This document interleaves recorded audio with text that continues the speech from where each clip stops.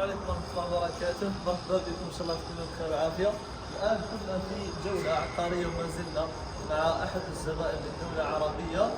احنا هذه المنطقة صورنا فيها قبل شهر ونصف، وكنا بعنا فيها محل لزبون من الجزائر للحصول على الجنسية، وهو الآن في الإجراءات إن شاء الله تعالى للحصول على الجنسية.